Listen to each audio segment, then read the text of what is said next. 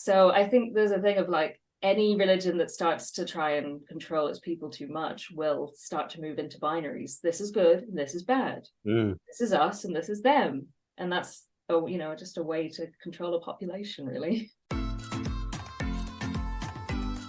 Hello everyone and welcome to Chai with Rai. Hi, I'm your host Rai, and each week I bring you a guest or a fruitful message from the creative industry, all while sipping and spilling some hot garam chai and discussing all things life and culture surrounding the creative industry, of course. Now, if you haven't done so, make sure to subscribe to the podcast so you never miss an episode. If you love this podcast and are listening to this on Spotify, Apple Podcasts, Audible, or wherever you stream your podcasts from, if you could do me a kind favor and make sure to rate the podcast and share it on your stories on social and spread the word. It organically grows the show and connects us with listeners who haven't tuned in before, and overall just shares the love. So without further ado, let's warm up our cuppas. I feel like a nice saffrony haldi cha. Yeah, that's what I'm feeling right now. Let me know, by the way, what you're sipping on as you listen to this episode, and let's dive into today's episode with actor Sonera Angel. All right. Well, I like to start the show with a little bit of a game, and then we get into like deep, meaningful conversations, and then we end with games as well. It's called 5-second rule. So basically, within 5 seconds, you have to list, say, or do 3 things. We'll start with a test run, and then we'll go into it. So in 5 seconds, list 3 things you must do before going to sleep. Put on my eye mask, find my cats, get the duvet as far over my body as possible. Good. There you go. And your cats, what was the names? It was Ahsoka and another. Oh my God, the other one I forgot. Anakin. That's it. They're both A. I knew there was. God, how old are they? I'm a Star Wars nerd, so. Did you like the reboot, or do you like the Natalie Portman version? I like both. Pick one. Pick one. No. Yeah, I'll pick Natalie Portman, classic childhood. That is true. I didn't realize what's her name was in it. Ooh, pouty. She pouts a lot. Keira Knightley. Really? I wouldn't associate pouting with Keira Knightley. In the earlier days, you would associate pouting. That's what she was known for. I know, she's not that pouty in Bend It with Beckham. Kind of is. TBD. Bend It Like Beckham is the OG Keira Knightley. That is true.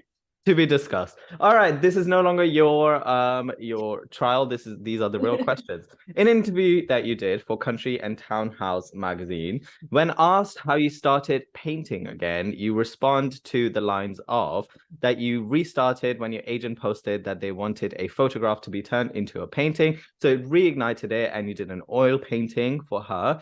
And for now, you do this thing, which I don't know if it was a wrap gift or you kind of just did it for obsession, where you painted, you did prints of hands of the characters that something was important to them and then gifted it to them. So with that in mind, list 3 ways of saying I'm hungry without saying I'm hungry. I'm famished. I'm starving. Yeah, I'm gonna try and throw you off, by the way, just to let you know. You think it's going somewhere, but it's not. All right. So it was I'm famished. What was the other one? I didn't listen. I was counting down. I don't know what I said. You usually say I'm hungry. Ravenous was the last one. Fabulous. Ravenous. Oh, that's a good word. Should we move on to the next one? We only got 2 more. God, okay, ready to be thrown off now. Yeah, hey. We'll see. I feel like this will be somewhat in the world of. You worked as a writer on a short called Sleep with Cheyenne Ali, because let's say apparently you didn't. Am I getting that information wrong? Is IMDb getting this wrong? No, that's right. That's right. Cheyenne's a friend of mine. There you go. In 2019. However, it doesn't have a logline available on IMDb. So getting our creative juices flowing. And you're an actor. You can also improvise. If Shakira was in a scene in Sleep, and the scene is you guys are going to Lidl and the self-checkout isn't working and she's about to go to sleep, what 3 things would she say? Go. Oh my goodness. Can't even think. Wow, you threw me off completely. My brain was just playing la lay, and I was like, that's not helpful. As she's falling down. What's Sleep about? Why doesn't it have a log line? Because it's like 1 minute long. It's super short, and it's basically like a girl is having insomnia and listens to Shakira. YouTube conspiracy theories, Ah. and this starts to think that she's being haunted by like aliens, and she needs to get rid of this like curse by covering her windows in weird symbols and turning her shoes upside down and all sorts of weird things. Oh, in 1 minute you delivered all of this? I'm here for it. You should put it up. It's not available anywhere. I tried to look for a lot. Yeah, it was on YouTube for a while because it was part of the Moment Invitational competition, which is to film something on an iPhone. Yeah. Which is why we wrote it. We were just like, let's enter this. We filmed it in like one day in Cheyenne's friend's flat. Nice. But it was up, but he's in control of it, so I don't know if he's submitting it to things or. But Cheyenne, if you hear this, maybe do a go second. poke him. Hey Cheyenne, there's a fan base out there. They want to see it. Yeah, and we want to see a second installation with Shakira now.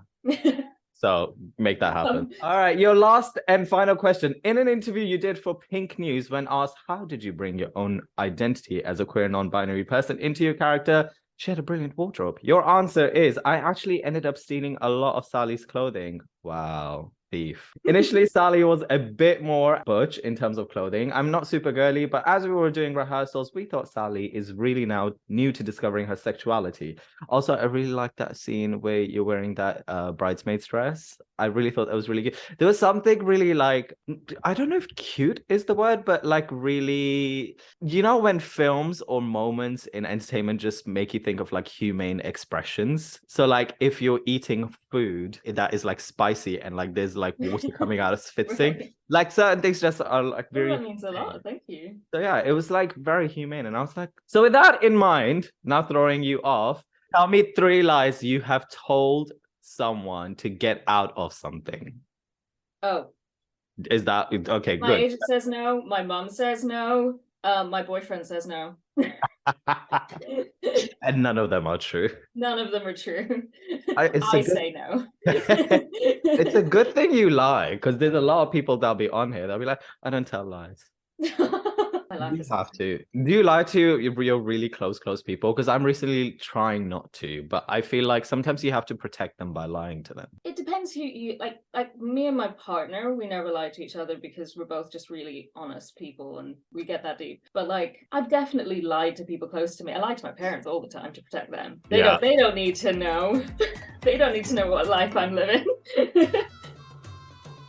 All right, well, let's get into deep, meaningful conversations and let's start to unpick things, if that is all right. Your first question is going to be, I'm intrigued to know what your experience has been working on big budget versus small budget and how you approach the world of as an actor, like what your process is when you get the scripts, get your slides initially, and then like there's like redrafting and rechanges happening, and then when you're on set, when you're filming, because screen acting is a really different beast that sometimes I think anybody can teach you a lot of these things at classes, but when you get on set you really have to have a personal approach to it. In terms of the difference between small budget and big budget, is it is literally just, oh, it's more money and more crew involved, definitely. But I feel like it runs exactly the same. Everything that you experience on a small budget film, you will see it again on a larger scale and just be like, oh, but this time the drama involves more people. Or this time we're losing thousands of pounds on these takes, not like the very first film that I ever worked on, a short film called The Graveyard Shift. It was a student film and it was filmed on actual film like rolls. So every time we got a take wrong or they needed to like reset, we were losing money because we were losing film. And that was actually a really intense way. And honestly, I'm kind of glad that was my first film because it made me value the take so much more when you then go on to digital and you can kind of, oh, well, that's cool, we'll just do another take. But like that is like an introductory straight into the fire. That is a lot, yeah. Yeah, it really helped. But we were terrified because we can't mess up any lines.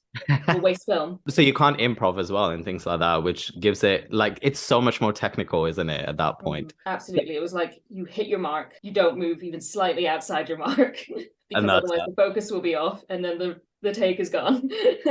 Well, in terms of initially when I first get things, I am a bit of a Pinterest guy.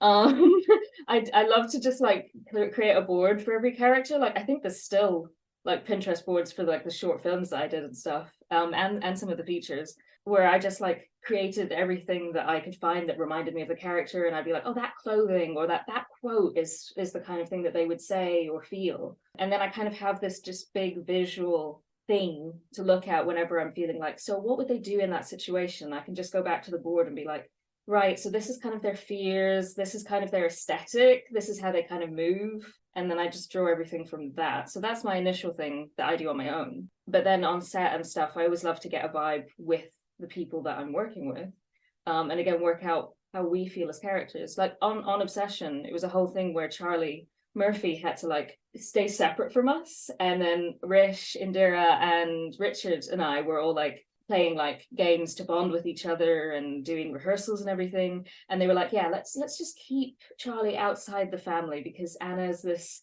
outside force that comes in. So it meant that like Charlie and I, when we were doing our scenes, that was the most we were interacting.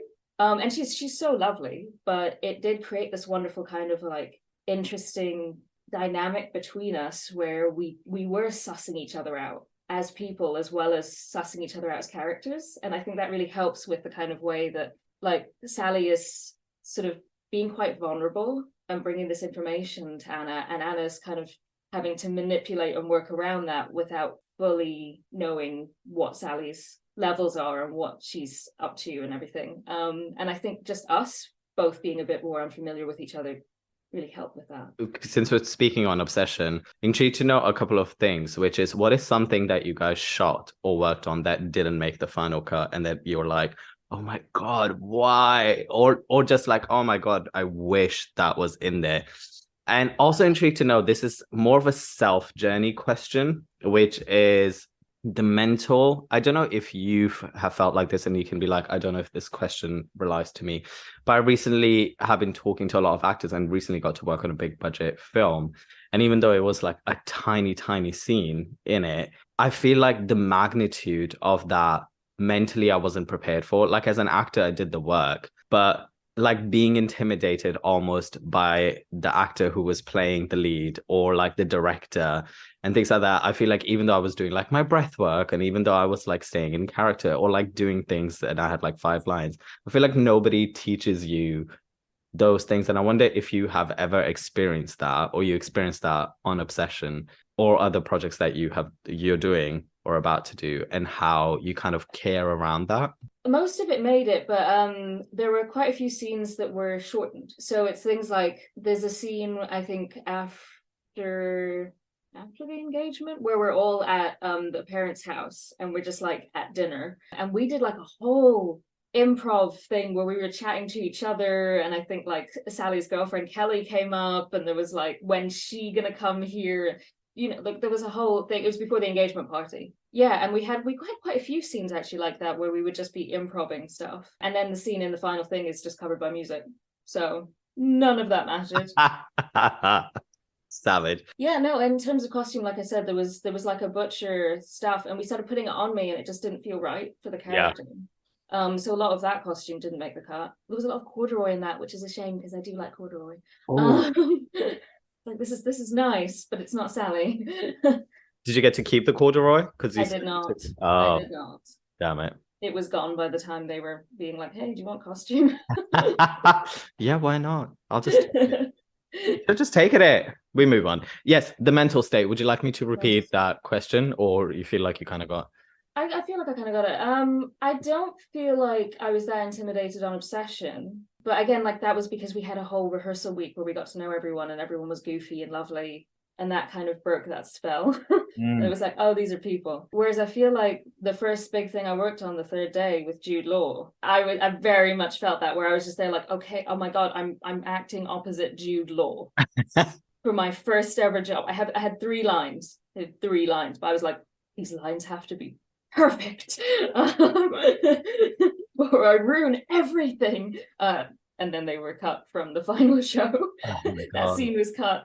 But yeah, I was very intense about it and I was terrified. I was actually like shaking on set, and I was there like, okay, we've got to get in the zone and stop shaking and calm down. And again, Jude was absolutely lovely himself. And by this point we had been hanging out for a couple of weeks, but as like completely offset.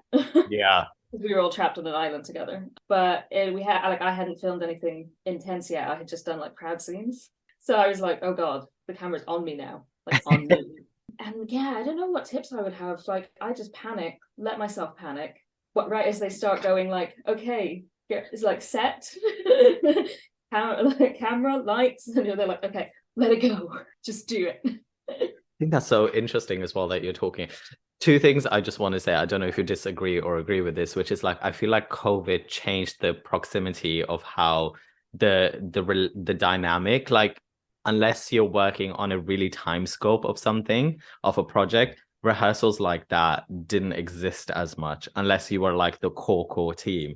And I feel like COVID really like kind of like utilize that, and after that like you would now, even if you have like a couple lines, you get your own trailer, you have like somebody on set like looking, are you okay, are you mentally well, like things are there even if you have things. So I feel like that it really changed. I don't know if you agree or disagree with that. And then the second thing is, which is, you talked about this in one of your interviews, certain things that you do in the background, just like actions, count so much more towards the physicality in the building of your role in the project. But then as soon as you have lines, I don't know, there's something about being an actor that you're like, the lines are the thing, and if I don't deliver them, like I can do all of the physical shit that I need to, but if it's the lines and if you don't deliver them or experiment with them or do whatever, that is like the thing that you'll be like, oh, to all, as you were saying before, you were like, oh shit, it needs to be perfect. Yeah, especially when it's accents as well, and you're there like, I'm thinking about the accent, I'm thinking about remembering the line, I'm thinking about how I'm delivering the line, I'm thinking about where I'm walking my feet. Suddenly you're so aware of your whole body. Interested to know, you've done like, I think like over 20 short films that I was looking on your IMDb or things like that. And I was looking at like your 2018 project that you did, A Call to Arm, and then Super that you did in 2022. You've done a lot of things. And I also read in an interview that like you're kind of in these like gritty dramas, but you bring like lightness to them, all of the characters that you're playing. Interested to know, do you feel like there is something that you have done that you're like, okay, I'm parking that, I don't know if I want to touch it anymore, and then this is the aspect that I want to explore now more? Not really. I mean, I think I've been really lucky in that I've played a really huge range of roles, and I've changed my appearance quite a lot as I've acted. So that's also opened up a lot of new things to me recently. So I'm really lucky. I don't think I've been pigeonholed yet. But yeah, no, I think it's been great in that I've worked on sci-fi, I've worked on horror, the thrillers and the dramas, and yeah. I'd love to add fantasy to that. Villains are always going to be the most fun because it's cathartic in a way. You get to express things that you would like and do things you would never do in your normal life, and you're like, I can just be mean, and this is my job. Yeah. You do stage combat, and there was a lot of conversation in regards to like the activity of it. Have you done anything on that, or is there something that you would like to explore? I've done it on a lot of short films. Yeah. I've also shown up to a lot of short films, and I've been the most qualified one because I'm advanced certified BADC. Oh, that means you get paid more. Well, more like I go, ooh, maybe I should be choreographing this fight instead of the person who likes parkour. So that's happened a few times as well, which technically shouldn't be choreographing. But again, it's the thing of like, you've learned how to keep things safe. Yeah. Where you can, and like one of the most important things I think that you learn just at standard is where you can hit someone safely and like make contact with their body and not do anything to damage them. How long have you been doing that for? And what made you get into that? About 5 years. But I can't remember. I know I just like Googled stage combat in my area, and that's how I found the group that I worked with. Oh. And how just like stage combat London. And True Edge came up, and I went and trained with them. And then they were doing like weekly classes as well for a while. And COVID stopped that. It was such a shame because I really enjoyed just like weekly going and playing with swords. It's really fun.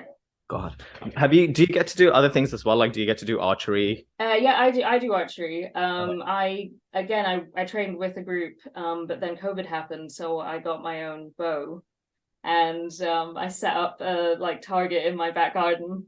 So I just kind of go out there and shoot sometimes. Although my neighbor is like a full-on like Olympic archery champion. And I didn't know this until like I was shooting one day at the weekends. Like I can't shoot at the weekends anymore because he will come out and start telling me about his Olympic archery career and like correcting my form. And I'm like, I'm just chilling in my back garden, man. Just trying to do. It's very intimidating to have like an Olympic champion watching your shooting. Like, no. I feel like there's a film in here. I feel like there's a film in here. There's a film in here. My mentor, and he trains me, and I go to the Olympic. Yeah, if you want to make it thrillery, like you could become the psychopath, or they could become the psychopath, and then you know, there's like messed up shit in there. Little darkness. Yeah, like, you know, sort of thing. Or it could be like a romantic thing where one falls into love with them, and then, you know, they're not available, and they show up, I don't know, 2 a day or something. There's something in there, I'm telling you. There's something. Yeah. So many genres. So many genres. And then how do you make it to the Olympics? Oh God. All of this. Okay, let's get into personal stuff. If it's okay too. We were discussing this before, which is I am intrigued being non-binary and how that plays into the constructs of what it means to be non-binary, because there is almost now this poster image that becomes of what non-binary is and how you fit into that, how you come to settle on that this is how I identify, and intrigued to know your personal journey for that. And then also how that plays into the industry, because I see sometimes creatives using it and being like, okay, I want to do work that is around that, or agencies being like, oh, okay, cool. We've got this script coming in. I think it'll be great for that. Okay, let's just keep hounding them in with that work. Let's just keep doing that. When we use PR, when we do things like this, that should be a nice focus. So yeah, intrigued to know those aspects. Yeah, it's interesting that you say that about people being put up for non-binary roles and stuff and using it for their career, because I was terrified.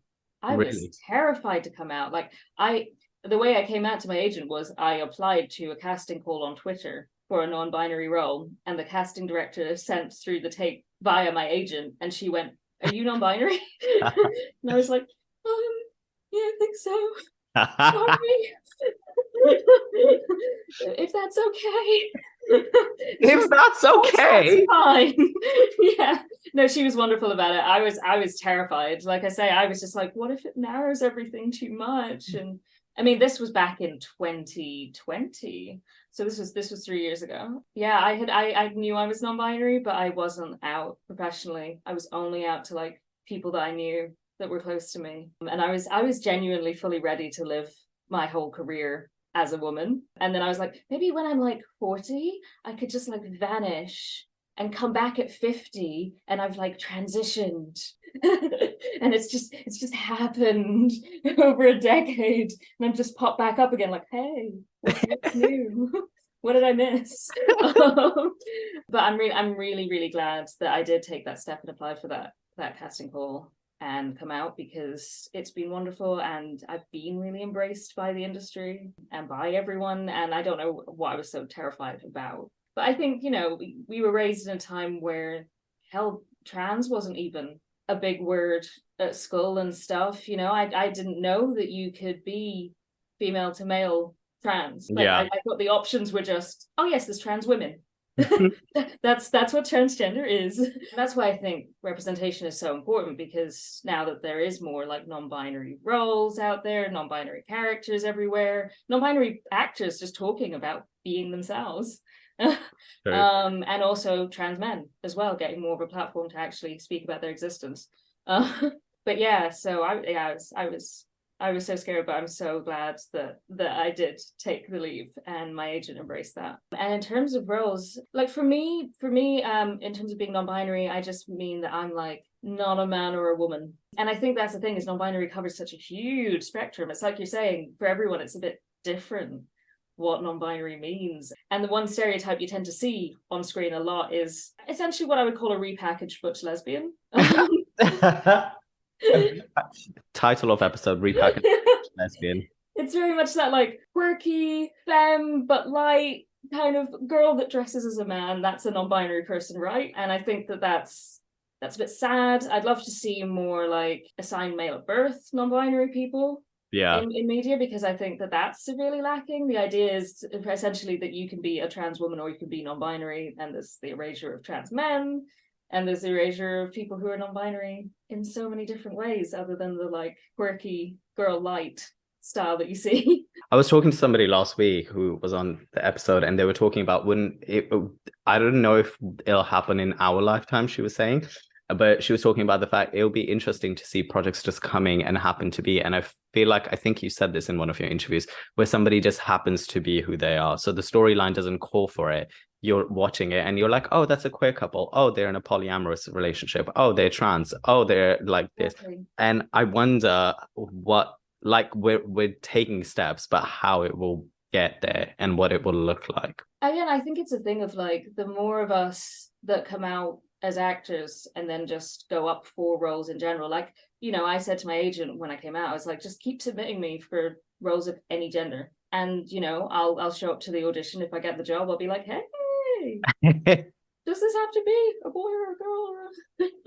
That's that. I think fantasy is so good at that, because you could play around with the realms so much more than like being prescriptive to like gender, sex, ethnicity, and so many things. And there are a couple of ability. I mean, yes, so many of these roles that I go up for as well are able-bodied, and I'm like, could I use a walking stick in this? Is there any reason why I can't? yeah. Could I use a wheelchair?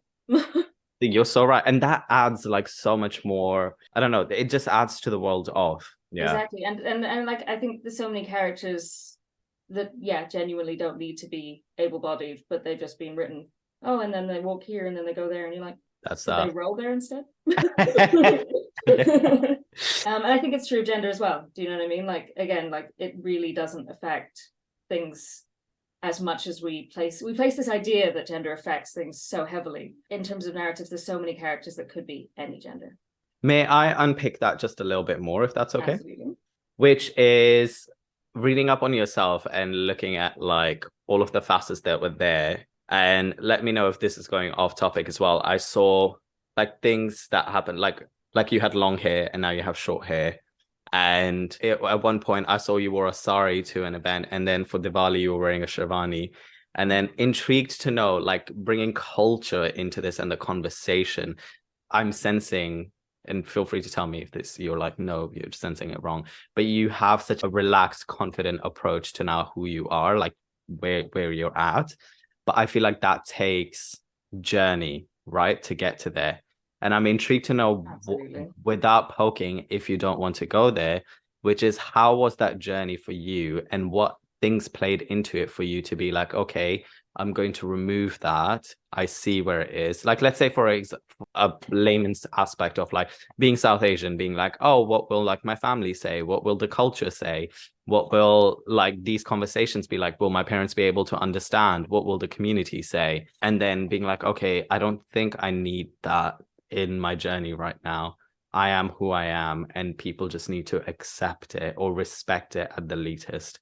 Well, I think one thing that really helped me is that we kind of did that thing at university where our entire friend group started coming out after we left uni. And suddenly we were like, oh, we were all trans. We just grouped together. So that was really helpful, because it meant that I could just go to my close friends, and I already had a huge network of support. I think one thing is that we're all trans in very different ways. So we like, I didn't have like a direct mentor where I was like, how do I dress more like a boy? Please tell me. Where I was just like, I don't know. How did you start out working out what you wanted to wear? And at least they could sort of tell me that side of things, like, okay, so well, I did this. And I think that was really, really helpful, because it meant that you went through that kind of puberty stage when you come out and you're like, I don't know what to wear. I don't know how to dress. Should I cut my hair? Should I keep it long? What do I want to do? And I went through that really fast, rather than over a very slow period of like, oh, that did not work. Oh, I look terrible in those photos. Oh, goodness. I mean, the first haircut that I got, I looked like a member of a K-pop band. It was bad. And the album's coming out next week. And it's coming out next week. No. I wish. I'm open to offers. But, you know, like, very quickly, my friends were like, you look like a K-pop member. Maybe you should try a different hairstyle. And so that was the main thing. And also I think that one of my close friends, Aiden, is also non-binary and from Bengali.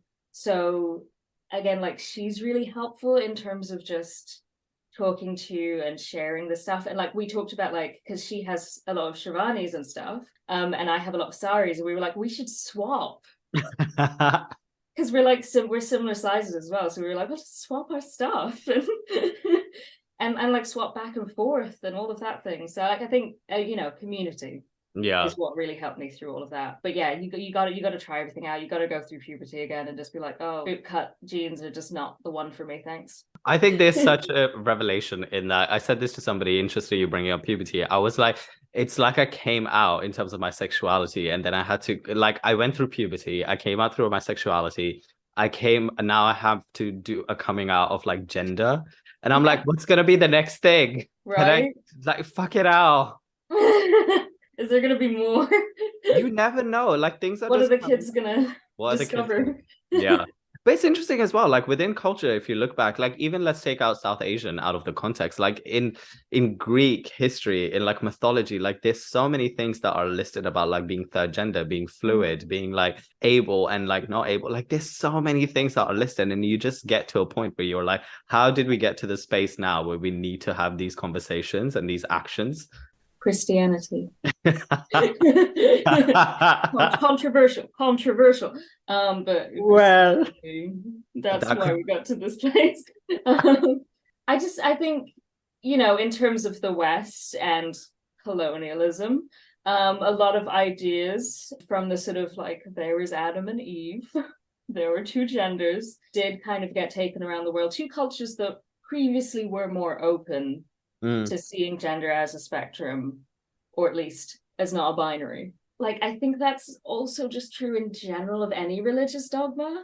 Like, for all that Hinduism like embraces Hijra as this third gender, even before the white British came in, it wasn't necessarily that like Hijra were revered or loved. Like, you didn't want to get cursed by one, you didn't want to be on the wrong side, but it also was still an outcast status. So I think there's a thing of like, any religion that starts to try and control its people too much will start to move into binaries. This is good and this is bad. This is us and this is them. And that's just a way to control a population, really.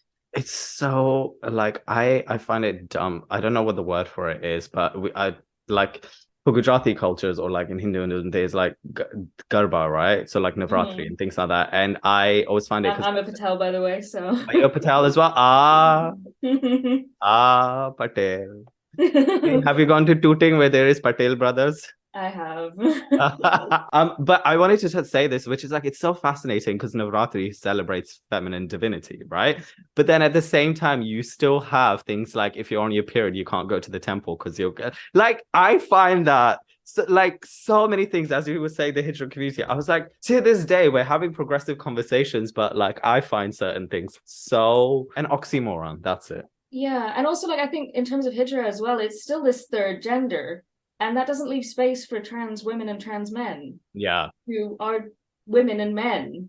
And yet, again, there's this impulse in Indian culture to just be like, well, you're just Hijra. You're just other. And it's like, ooh, do we have to just make a third category to shove everyone into?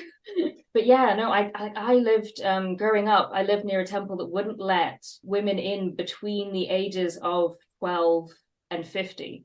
Just in case they were on their periods. And I was absolutely enraged by this. I thought that was evil.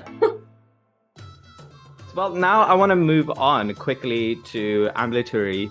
Am I saying it right? Such a big word. Ambulatory wheelchair user. If I say it asking slowly, me like I know. if I say it slowly, maybe that will make sense. Yeah, interested to know how that come in your life. Would that be a right thing to say? Sure.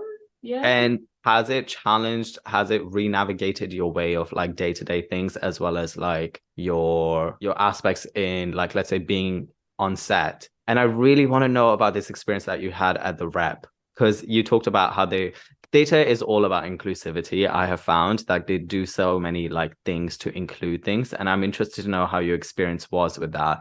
And one of the people that I'm really intrigued by is like Amy Trigg.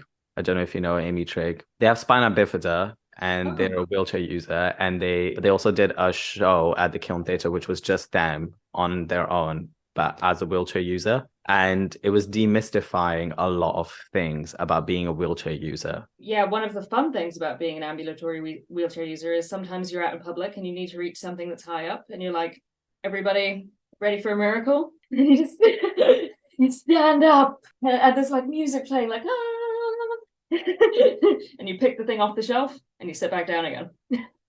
And everyone in the room is like, oh my goodness, they're cured. But no. No. I honestly, there's an evil part of me. You know, you talked about gaslighting people and manipulating people. There is an evil part of me. I just want to approach those people in Leicester Square that are always like preaching and trying to get you to convert to whatever religion. Yeah. And just go up to them and be like, oh my god, it's working. You've cured me. Praise. Just you know, like that's honestly my darkest. Have you done it? Have you done it? I haven't done it yet. Can we go and I'll have my boss speaker behind me, some background score music, and just to watch their faces when they'd be like, "Oh my god, I cured them! I cured them!"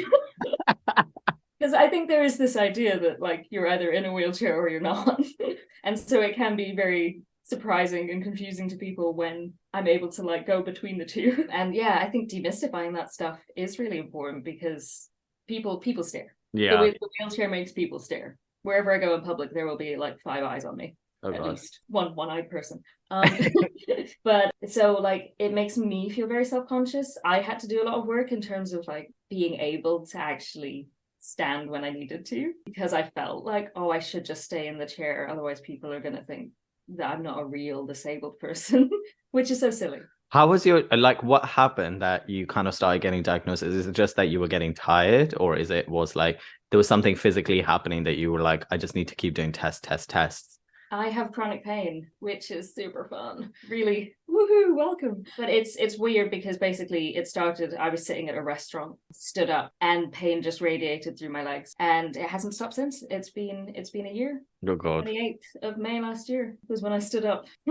Because there was no accident, and because there was no like clear cause, it was quite difficult medically just to get a diagnosis, because everyone was asking me like what happened? And I'm there like, I was eating.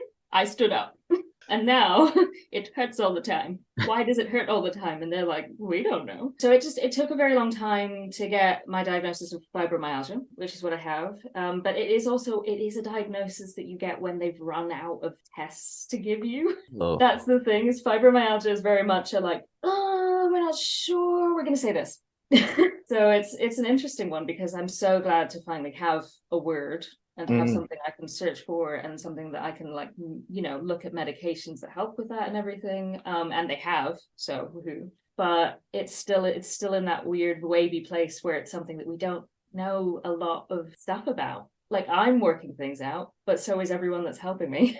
And then bringing that to set is quite a wild adventure, because I'm there like, so I don't know my own limits. We're going to find out together. How's that conversation been in terms of like film and theatre then? Well, in terms of film, I was very bad. I worked on Casualty and the reshoots for Obsession while I was going through this. But at that time, I was only using a walking stick, and I was resistant to using anything else, because again, I was like, this will be cured. I just need to rest. I need to go and see an osteopath. I need to see my physiotherapist and do my little like stretches, and I'll be fine. And yeah, I was not fine. But because of that, I wasn't very open with it, with the productions. And I myself was like, I'm just going to do it. So I pushed myself too far, and like completely no blame on the productions, because I didn't tell them.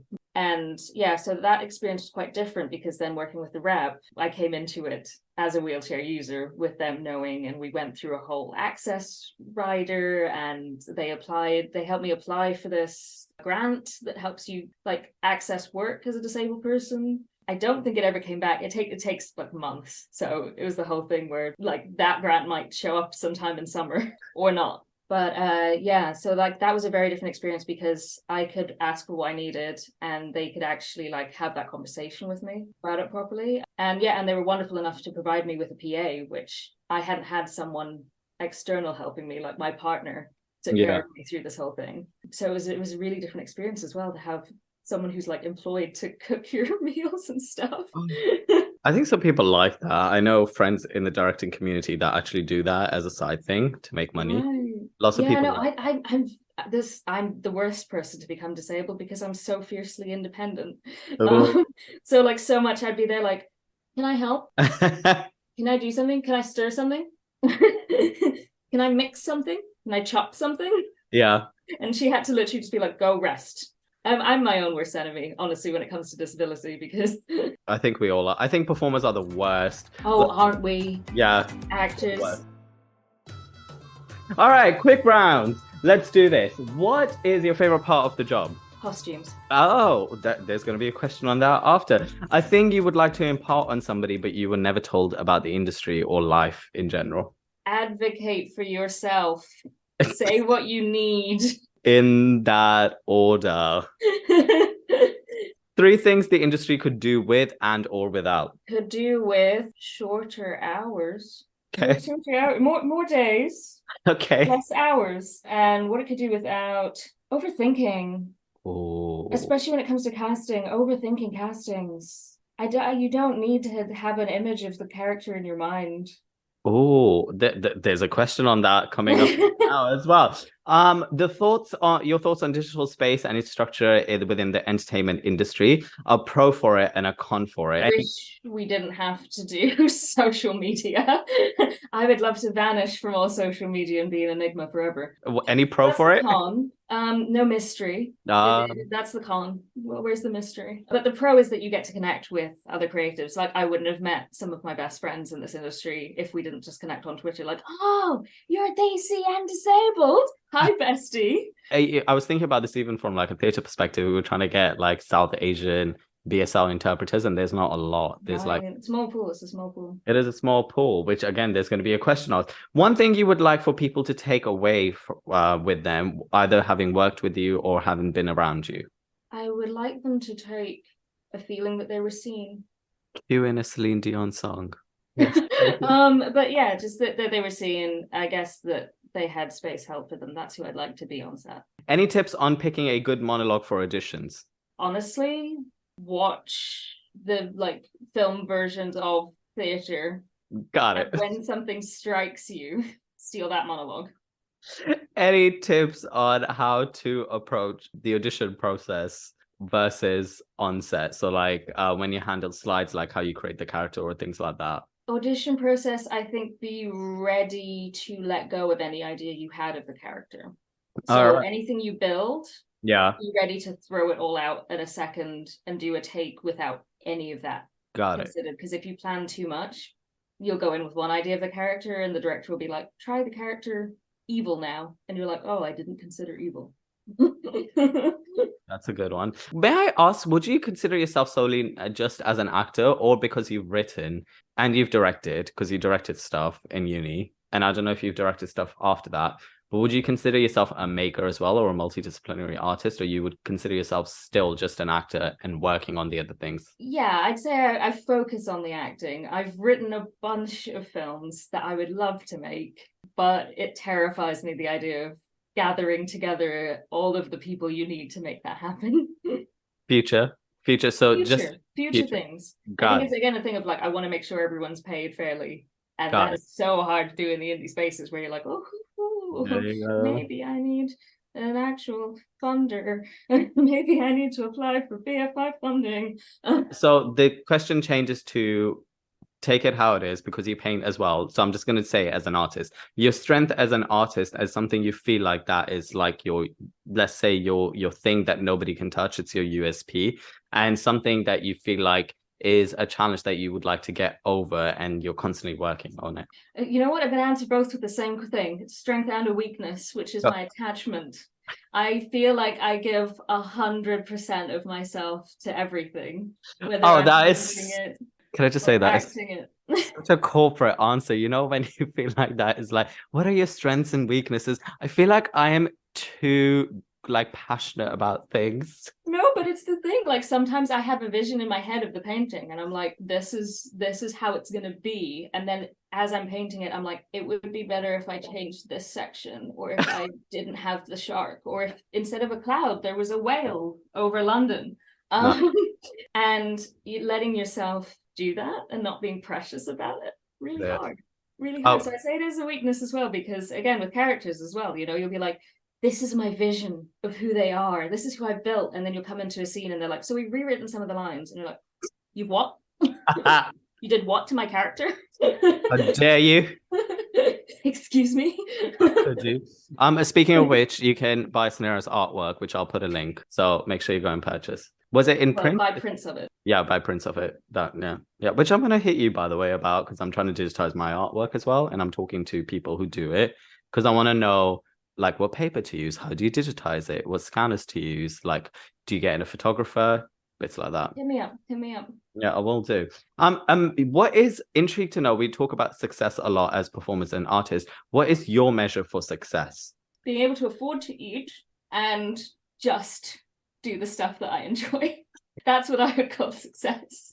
Do you have also conversations that now you have done these projects that are at, let's say, at a catalyst of the hands of like Netflix or like the Jude Laws, like these are big projects. Do you have conversations? Oh, I need to get a PR agency. I need to talk with my PR agency to like boost up my profile. I need to talk with my agent that I only want to do things like this. Like, do you guys work hand in hand in like profile building and getting specific projects? And are there like strategies, or you're just like... I mean, definitely in terms of getting a PR agent, like my agent was like, hey, we should, you know, actually introduce you to the industry now that you've got a like fairly mainish role on a Netflix project.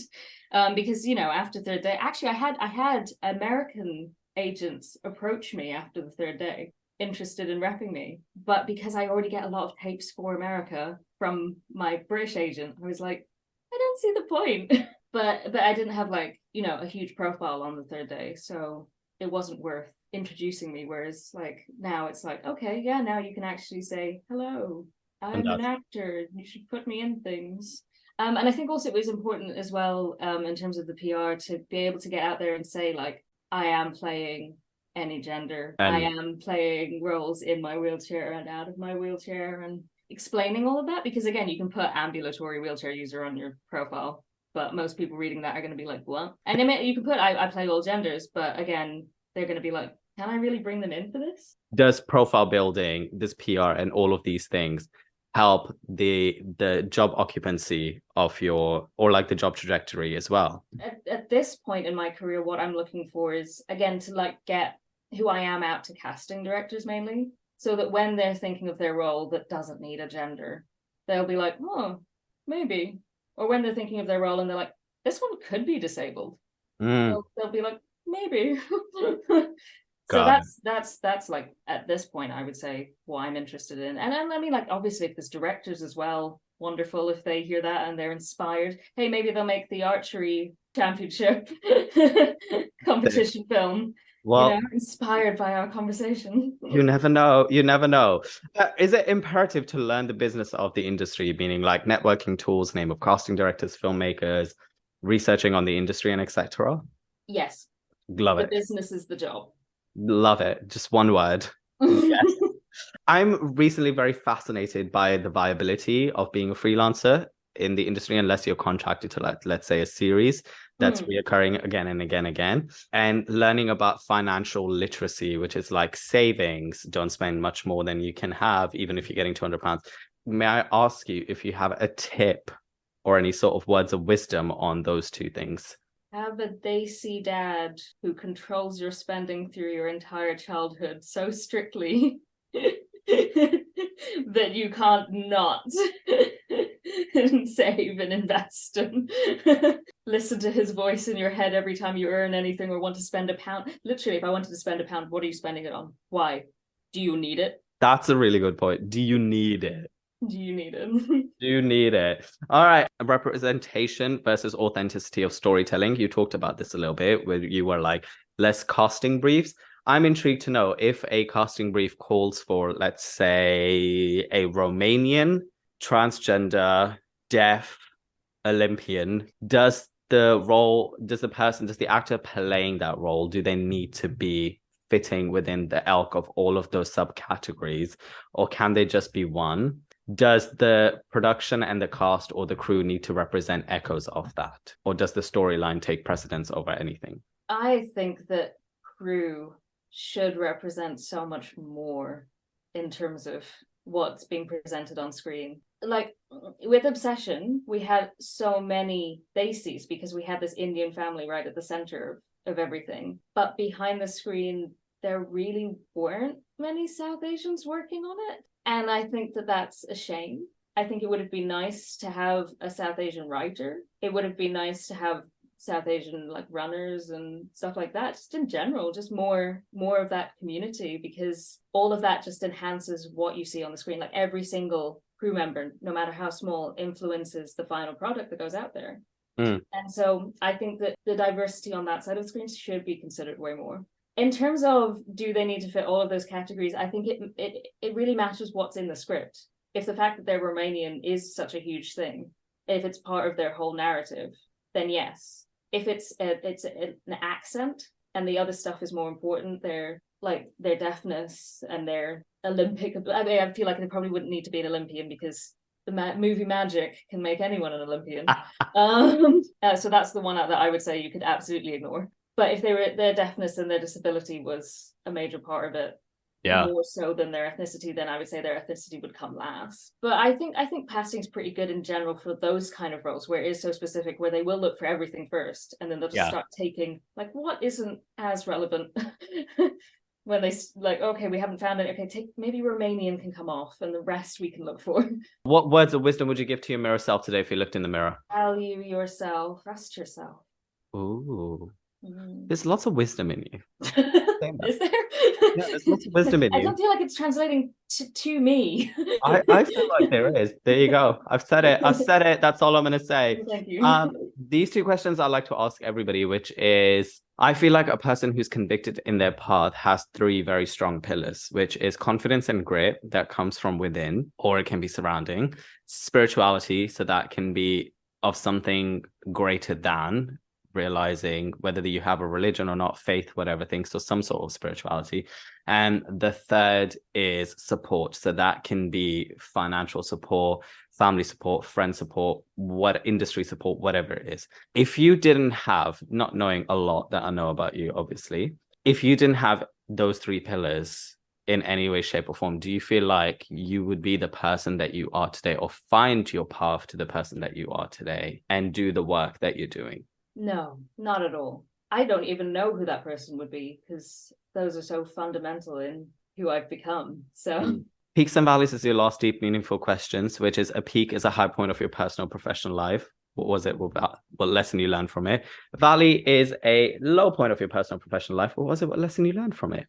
Obsession was a high point because it was so much fun. Again, not to be basic, but it was amazing. Working with everyone on that was just the whole production was peak. We were just on top of a mountain the whole time. No, but like I genuinely had such a fantastic time, and I felt so supported by the other actors. The directors were just brilliant. Honestly, best directing team I've ever worked with. Sorry to my friends that I've worked with as directors. You amount to nothing. You're shit. I'm Bye. so sorry. I love you too, but like Glenn and Lisa were just amazing. Valleys. God, so many valleys to choose from. I would say that there was a time on a production a while ago where I got a little like too attached to some of my castmates, and trying to deal with the understanding to let them go and live their own lives when there wasn't much going on in my own one. That was a valley for me. Like in terms of, you know, when you work on a project, as soon as you finish, everyone goes off and splits in 1,000 different directions and goes and works on loads of other things. And if you're not working at that time, it can be really hard because you want to hang out, you want to keep it going, you want to stay in that good time. Learning to let them go and find something in your life, really hard. That I struggled with that, but that's how I was like painting, knitting, other hobbies, something to keep me going on when the acting isn't going, basically. All right, now we're playing the game. The games are called Chai or Play with Rye. There's going to be some segments. They got to be rapid. They got to be quick. They got to be original. You got this. If you were a movie, what would the original title of that movie be? First thing that comes into your mind. Chaos, distraction. It's just one title. No, that's that comma. Chaos, distraction, joy. Oh, okay. I like it. What would the logline on IMDb be? Go. Non-binary person struggles with life, causes so much chaos for the people around them, but comes out in the end against their struggles. Nice. Through their joy. God, loglines are hard. Give me 3 actors that will star in it. Go. Priyanka Chopra, Deepika Padukone, Richard Armitage. If you were a drink, what would you be? Mango lassi. If you were a fruit, what would you be? Kiwi. Clothing item. Shoes. Dessert. Chocolate cake. If you were a food, what cuisine and dish would you be? Idli sambar. A flower on plant and which type? Cedar tree. Have you ever, is the next question, have you ever hooked up with a fellow artiste or admirer? Yes. Have you ever flirted to get ahead somewhere? Yes. Have you ever joined the Mile High Club or done something intimate in public? No. Have you ever peed while swimming? Yes. Have you forgotten the words and made it up on the spot? Yes. I don't know why I'm going posh. Eaten with it. Forgotten, made it up on the spot and gone RP so that people believe you more. Yes. Have you ever eaten within a couple of seconds of something dropping on the floor or in the bin? Yes. All right. What would you rather, rich or fame? Rich. Cookies or cake? Cake. Critical acclaim or win lots of awards? Critical acclaim. Netflix or Prime? Netflix. Fairy tale or mythological tales as one option, or real life stories? Fairy tale or mythological. World peace or equality? Equality. Dogs or cats? Cats. New writing or repertoire pieces? New writing. Theatre or film? Film. Oh, this is now about you. Your best and worst costume you've ever worn? Best was Sally's. So comfy. Worst costume was a thin slip dress running around in winter, pretending that I was walking through a field of wheat. Like I was in a field, the wheat was like dead, and running my hands through it, freezing. They had like 3 hot water bottles that they had to keep giving me. Oh God! Best and most challenging role you've ever done? I would say Casualty, Raphael Capelli. Best and most challenging. I think his character was the closest to my real life, and I prefer to become someone else when I'm acting. So. And then the worst? The girl who was running around in winter. God, that was a very empty role. I think I had 2 lines in the whole thing. Yeah. And I was running around a lot in dresses. Not I enough. shan't say what project that was. I was going to ask you, can you please tell me? That's okay, we'll move on. All right, the next section is called Can You Improv Though? Where basically it's broken down into 2 things. I'm going to show you 2 clips of your acting, and then I'm going to pause them, and you need to finish the lines. Oh, look how fun it is to remember the old things that you've done. Let's go. You said you have a name. What is it?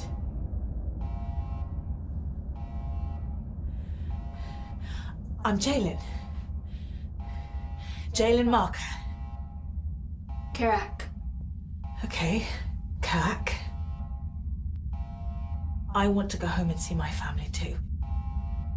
You have to trust me. What does she say? I have no idea. You got it. Make it up. Do you have to trust me? Why should I? Distract in T-minus 30 seconds. Oh God, I did just trust her.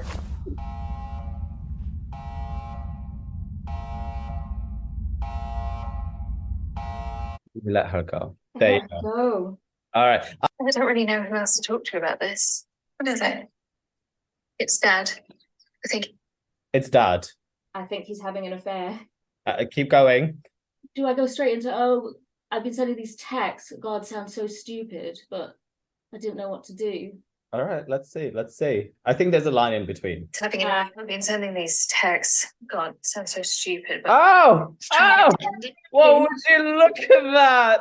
Would you look? Oh my goodness, the doubt, the self-doubt. See, I need to trust yourself. Trust yourself. All right, this is my mirror self. Trust yourself. Trust yourself. You get to improv for 30 seconds. However, you have an option. Either you sell me a pitch of a project that you want to produce, or like a film you want to produce, or you create a 30-second monologue. However, in both of the scenarios, you have to do one thing, which is I'm going to give you 3 words and you must include them in either of them. What would you like to? I will pitch a project. Okay. The 3 words that you have to use is, because you're good, Ju. Yeah, you have to use the word shark in it. Okay. Panting. Panting and luminescent. Those are your 3 words. I'm going to put 30 seconds on the clock. Your 30 seconds. Can you improv though? Go. So a English girl swaps places with an Indian girl and has to learn the culture there because she's never been to India before. So she learns about eating shark and she's terrified about it. There's lots of panting and you see the English side too, where everything is so bright and luminescent and it's very confusing for both girls, but they learn a lot. I want to see a treatment, and I want to see a second draft is what I'm intrigued by it as the head of Yash Raj Chopra's whatever's. But I would like to, see a treatment, please. Thank you. All right, your last 2 questions. Everybody loves a rant. However, the thing is not the question. You have 30 seconds to rant about everything and anything that you want to, but you have to either at the start or the end of the rant say what the chai. What the chai? What the chai? They say like what the F? We're trying to do branding, we're trying to do merchandise, shirts might come out, things like that, just get on it. Just do it, please. Do you know anything that you want to rant about? Veganism? As in like you hate them? No, I'm vegan.